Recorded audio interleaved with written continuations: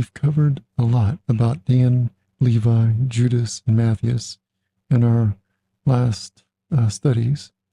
And now, in Lesson 55, we're going to examine the characters of Asher and Philip.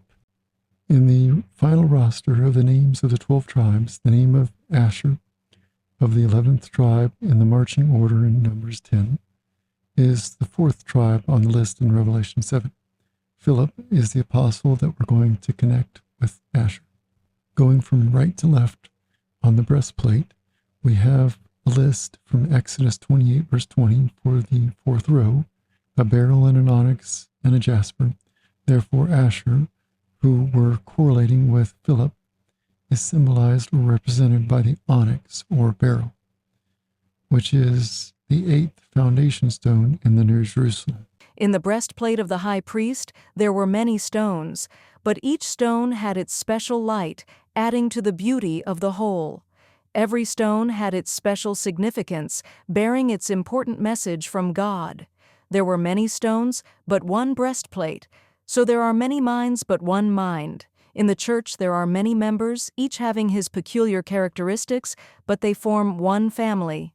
Shoham in Hebrew is translated onyx in the Bible 11 times in Genesis 2:12, Exodus 25:7, 28:9, 20, 35:9, 27, 39:6, and 13, and 1 Chronicles 29:2, and Job 28:16, and Ezekiel 28:13. Dr. Emil A. Braun, the archaeologist, traced the word of the Arabic shakma, or blackness. He says, of such color are the Arabian sardonyx. Note, Stones of Fire by Leslie Harding, page 245. Josephus terms the shoulder stones of the high priests as 2 sardonyx, while he calls the shoham of the breastplate an onyx. He, therefore, thought them to be a species of colored chalcedony. Onyx stones were prepared by David for his proposed temple, 1 Chronicles 29:2. It would seem that anciently the onyx was considered most precious, Job 28:16.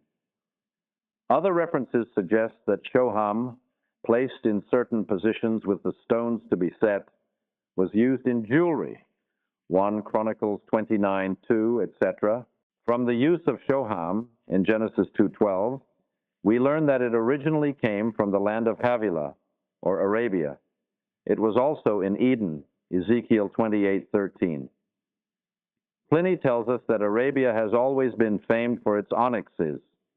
Pliny, Natural History, Book 37, page 237. This cannot be said of beryl, which never have been gotten from there.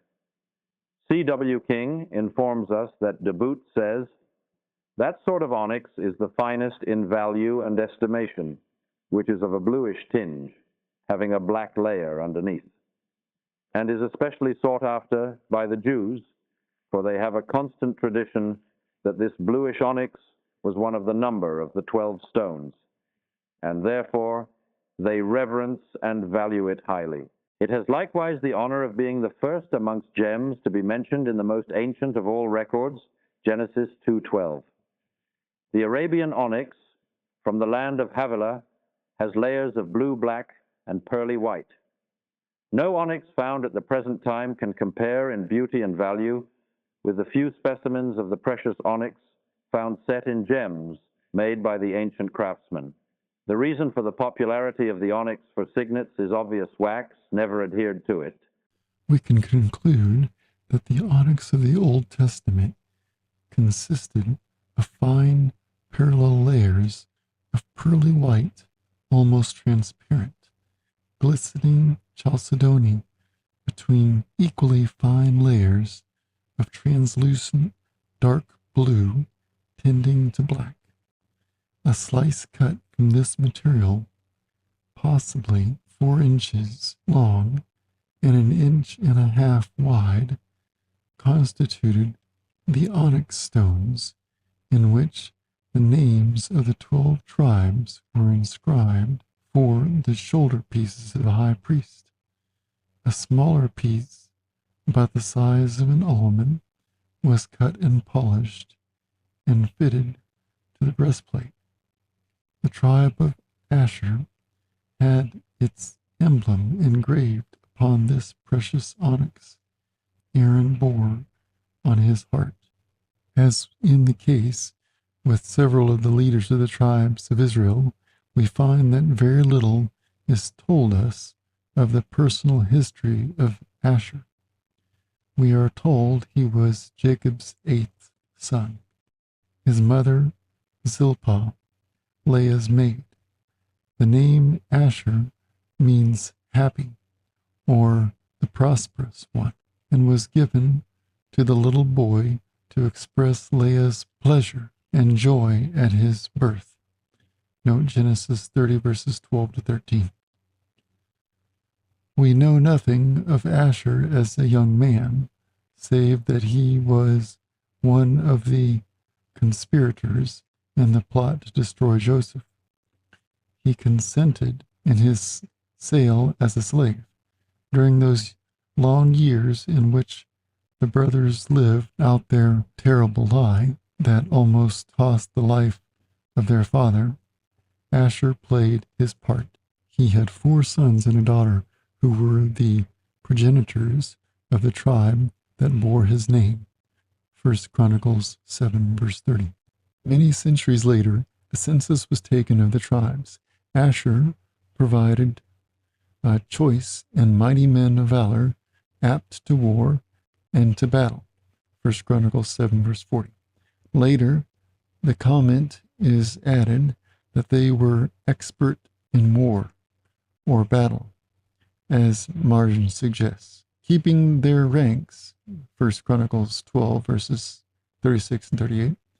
Now, if we gather these meager facts together, we discover some remarkable pointers to the sort of people the men of Asher were. First, they were choice, tested and selected, and of paramount quality. Then they were mighty men of valor. Their bravery was unquestioned. Thirdly, they were apt to the war.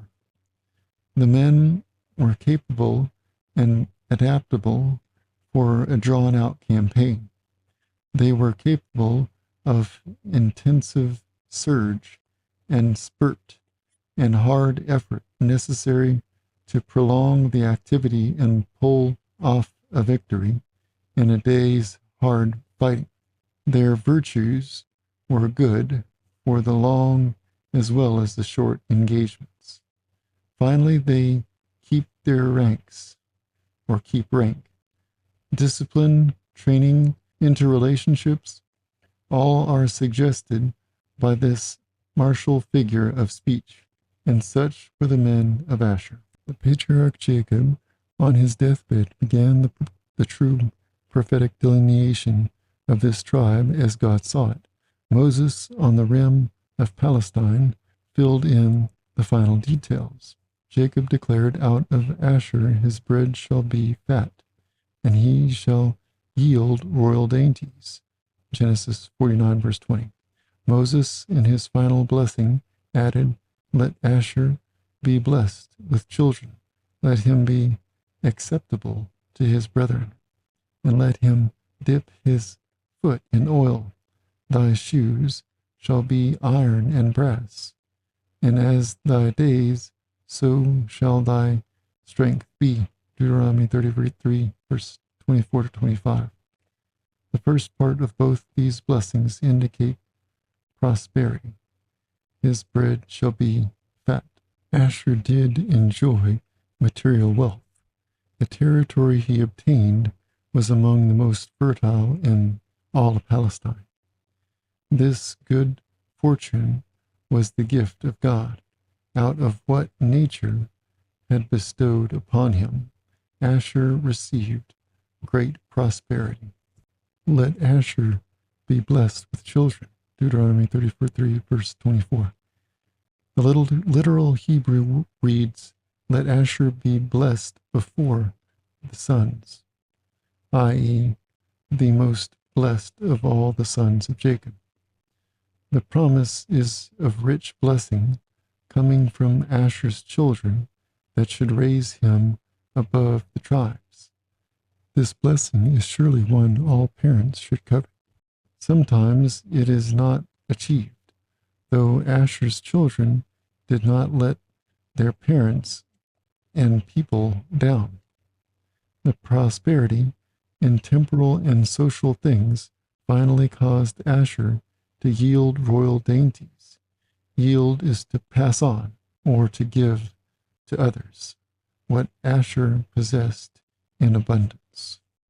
The word from which dainties is derived is used when describing Agag's walk. Note 1 Samuel 15, verse 32. It is not a very common word and seems to indicate a refinement of temperament leaning almost to fastidiousness. Asher is therefore portrayed as prosperous, surrounded by a happy family which did him great credit and was possessed of refinement, culture, with emphasis upon the niceties of life and manners. But he was to be accepted to his brethren. He did not let his pride exalt him above and out of the lives of his fellows. He had nothing of the snobbery about him. He was accepted because his foot was dipped in oil. Asher possessed the faculty of journeying through life on oiled ball bearings. Everything seemed to go smoothly for him. He had oil, indicating the presence of the Holy Spirit. Thus his contacts were harmonious. Asher was prosperous. He had a large and happy family. His brethren accepted him, and nature and life smiled constantly upon him. It never rained on him when he planned a picnic, or so it seemed. Though verse 25 states, "As thy days, so shall thy strength be." Yet we are almost tempted to say he didn't need to be promised a special strength. His days were lovely, warm, and joyous. He had more than his heart could wish, as indicated in Deuteronomy 33, verse 24 to 27. So it seems. God evidently thought otherwise. God was right. He always is. Men only see the clothes. God looks at the heart. To man, the rich garments and the pleasant family relationships, the fat and oil, the riches and dainties, spell joy and power. God sees that those people who go through life with a smile, to whom prosperity comes and popularity, often need the most strength to keep them straight and true and humble. Thus God promised the strength. Men think money bribes the tempter to silence. They are mistaken badly. Money tempts the adversary to redouble his efforts. Thus God promised the wealthy, fastidious Asher strength for the daily anxieties and toils. Notice the words, "as thy days." It is a daily business, this gaining strength that leads to victory. We are not promised a year's supply, or even a week's.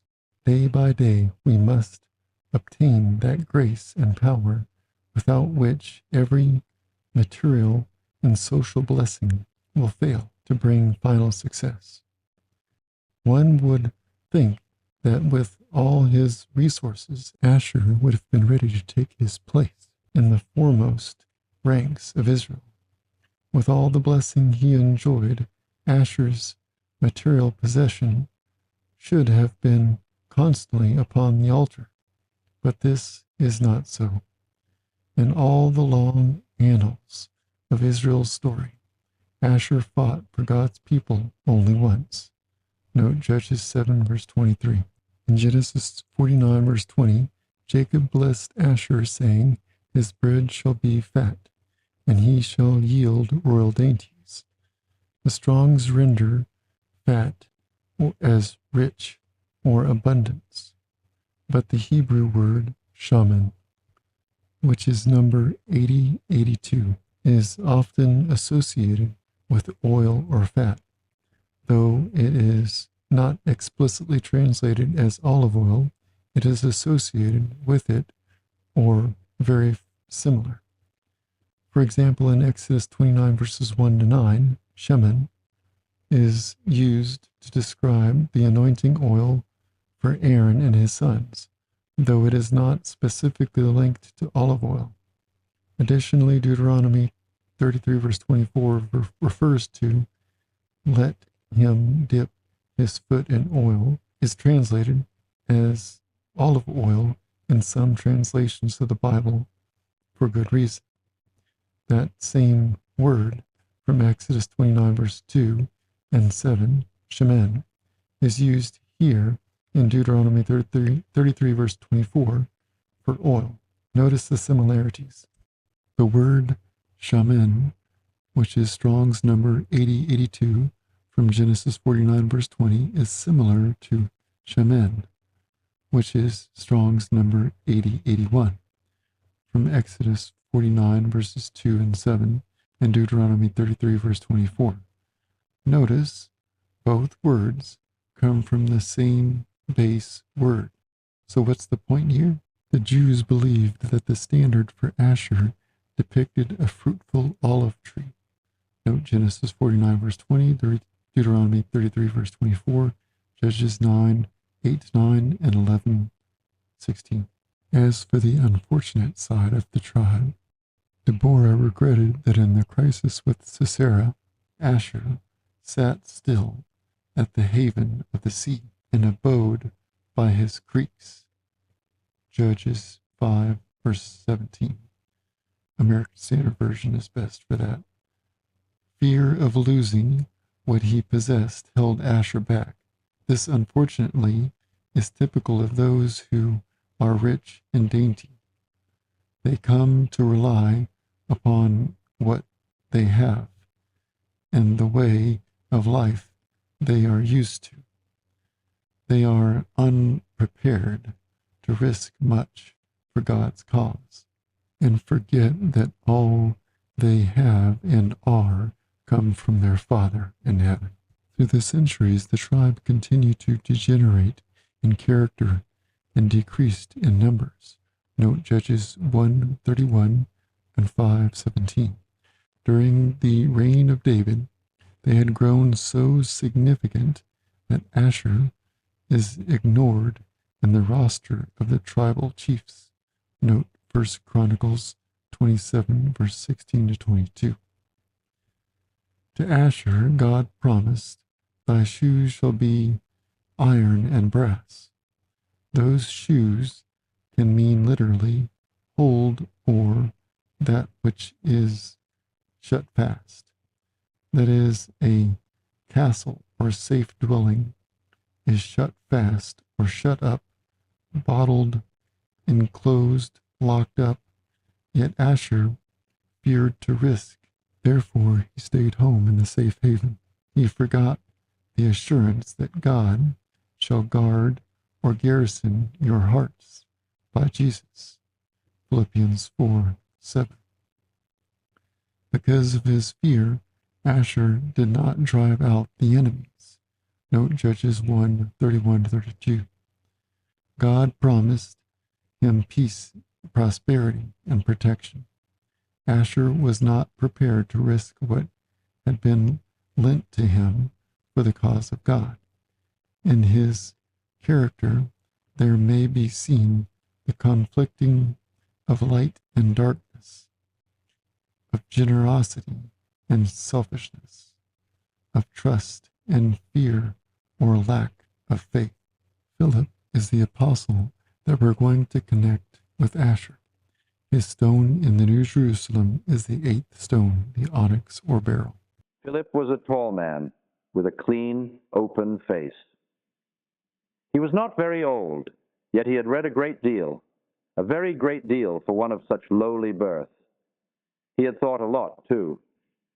Like most young men, he had come to certain definite conclusions, which in his mind were as sound as his native hills of Lebanon. Yet this genial young man, with a keen eye for the practical side of life, was destined to have some rude shocks before he came to realize that his inexperienced ideas were not as infallible as he had imagined.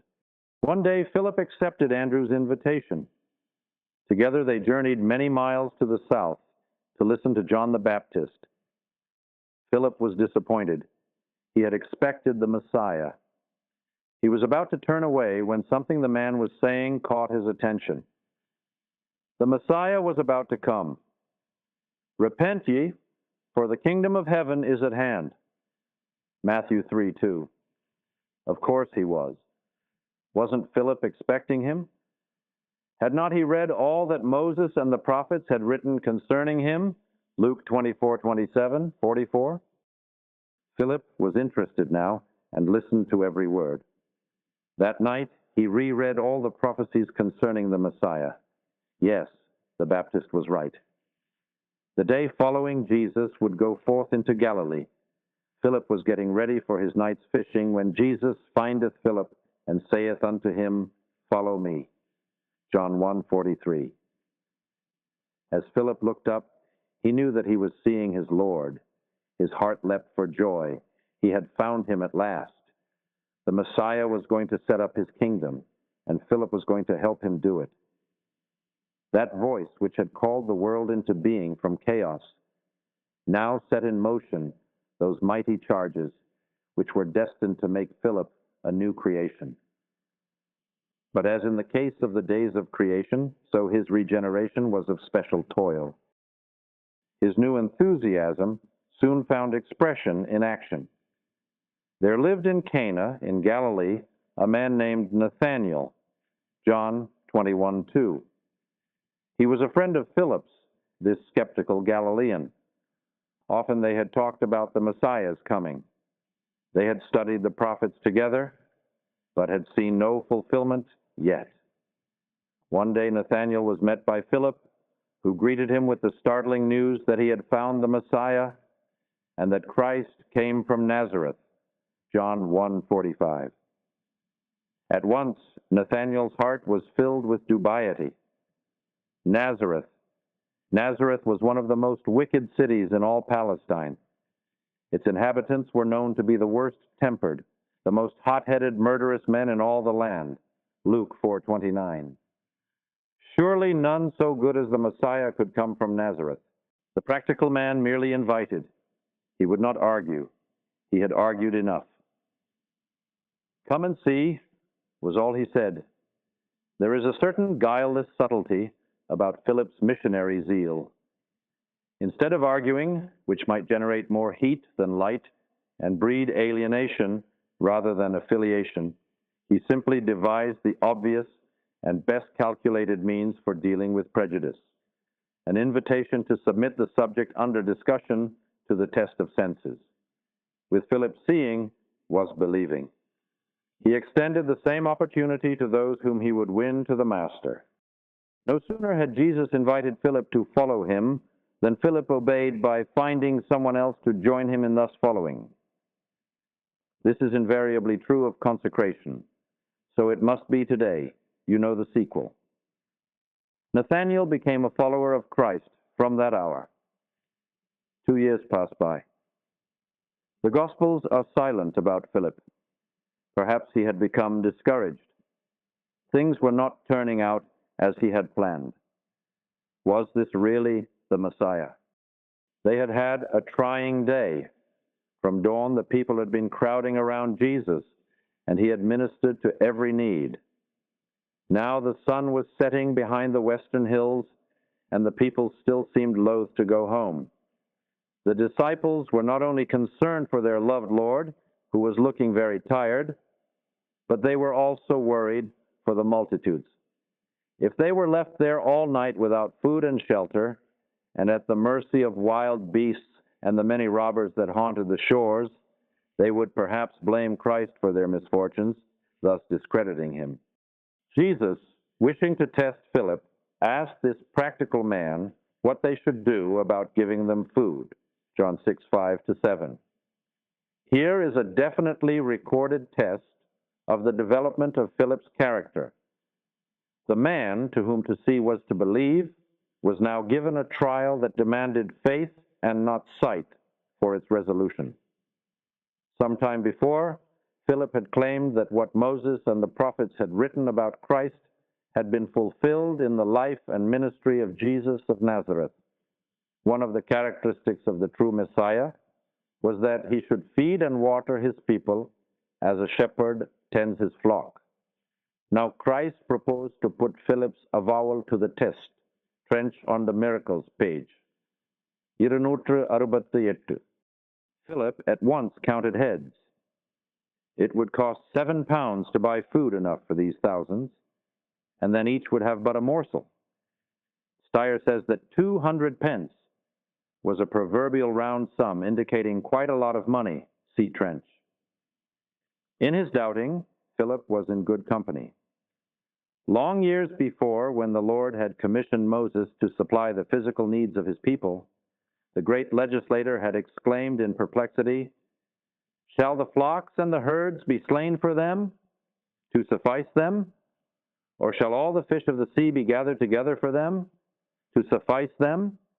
Numbers 11:22.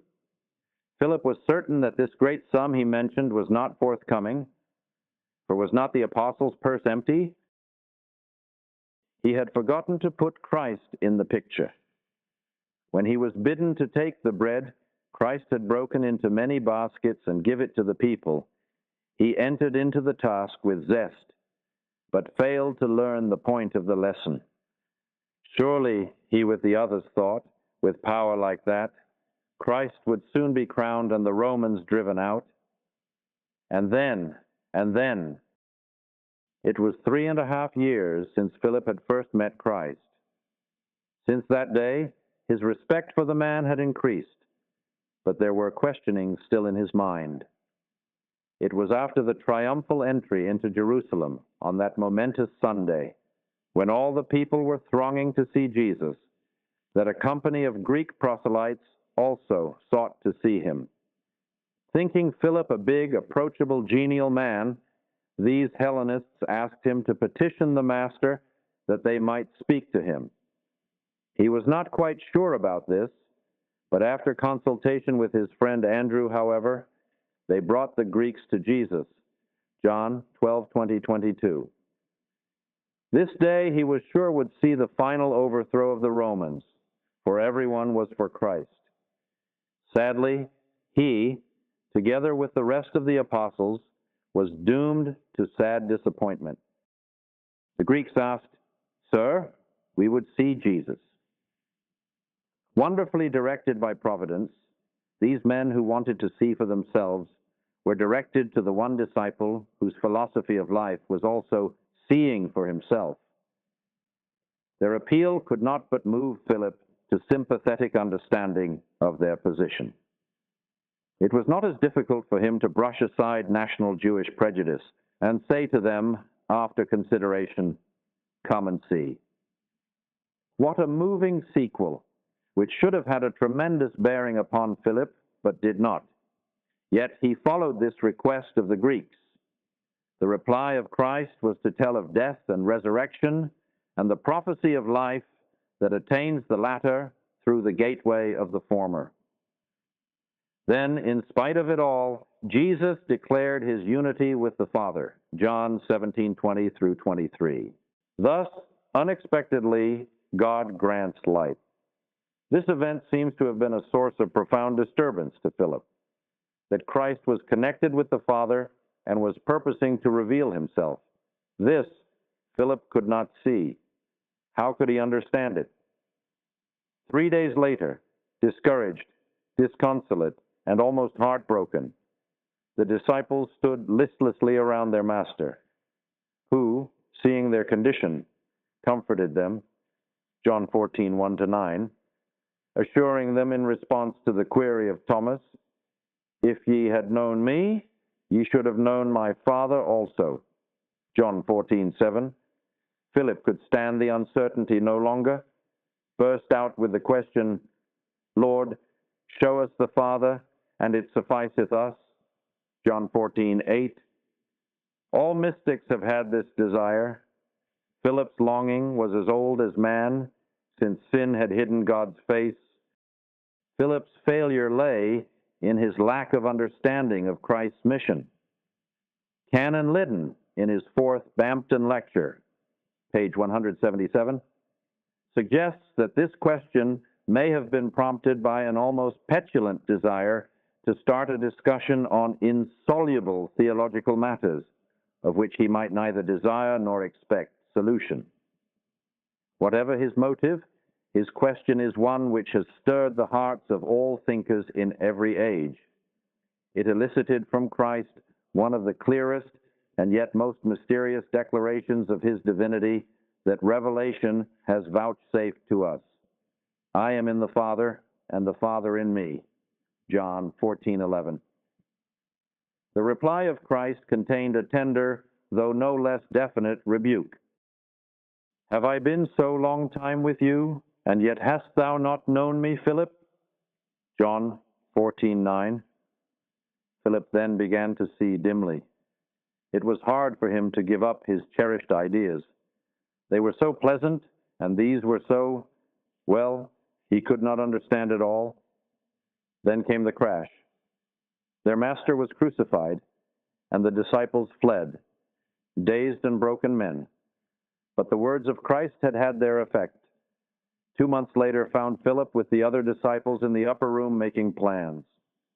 He was seeing things in their true light now. He was not going to have a worldly position, but he did not mind. At last the Savior had moved his stony, doubting, self-confident heart. He became a teacher after the divine order. His was not the argumentative style. He simply pointed to Christ and said, "Come and see." He had seen the Father. Now the practical side of his character was able to stand him in good stead. He became a true missionary. Nothing more is mentioned of him in the New Testament. It is left for tradition to tell how, with Andrew, he went to the wilds of Scythia, and there brought the barbarians in their hundreds, nay, thousands, to the foot of the cross. He also preached in Phrygia. He faced great danger and privation, and he was finally crucified head downwards in the time of Domitian. His place of burial and martyrdom is Hierapolis. Recently, an inscription was discovered at the site of this town, stating that the church there was dedicated to the memory of the holy and glorious apostle and theologian Philip. A.G. Jones, Jesus and His Friends, page 32. Dr. Boyd Scott's The 12 Take Stock of Us, page 39, maintains with great point that Philip, being a Greek name, after the Tetrarch, would indicate an affiliation felt by his parents with the ways and purposes of the court. It indicates a worldly outlook, perhaps. Philip is very human. As we read his story, we see the parallel between him and Asher. The composite character presented by these two men is one in which darkness and light combine like clouds and sunshine chasing each other across the ground. We see prosperity that brings with it all material blessings. Instead of leading to faithful service for God and His cause, it often brings about the opposite effect: aloofness through selfishness. Material blessings produce often an independent spirit, reliance upon personal judgment. When preconceived plans are thwarted by circumstance, doubt, and moodiness result. Certainly, the intellectual power cooperating with the blessings of God to enable the attainment of wealth could be harnessed to bring about complete victory. In Asher and Philip, we see, unfortunately, that for some time, the enemies within their borders were not driven out. Therefore, they were placed upon the onyx. This precious stone is made of silica common sand. Somewhere within the geodes of the mountains, water, bearing in solution the substance of which the gem will one day be formed, passes. Unlike agate, the tiny crystals form in horizontal layers of infinitesimal fineness. Slowly, in silence and darkness, layer upon layer is laid down until the finished stone possesses three fine strata of blue on white upon the base of black. The black is last, it is the lowest, it is completely hidden by the royal blue and the virgin white. All this wonder is made of sand. The same sand can be black, dark, opaque, heavy, and pearly white, fine, transparent, and limpid. It can be blue, translucent, reminiscent of the sky of royalty, of God on his throne, and of his commandments that bring righteousness and goodness to those who use the faith of Jesus to obey them. To the worldly, prosperous, sophisticated, fastidious, self-assured, and self-reliant Asher, the parable of his stone is clear. His substance is of the earth, yet God promises to transform it into gem quality. It was only when Asher, in the person of Philip, met Christ, the divine alchemist, that his life was changed and his nature transformed. For more detailed information about this tribe and its associated stone, see the book Stones of Fire by Leslie Harding. You can obtain this book and more at American Christian Ministries. I'll include a link in the description below.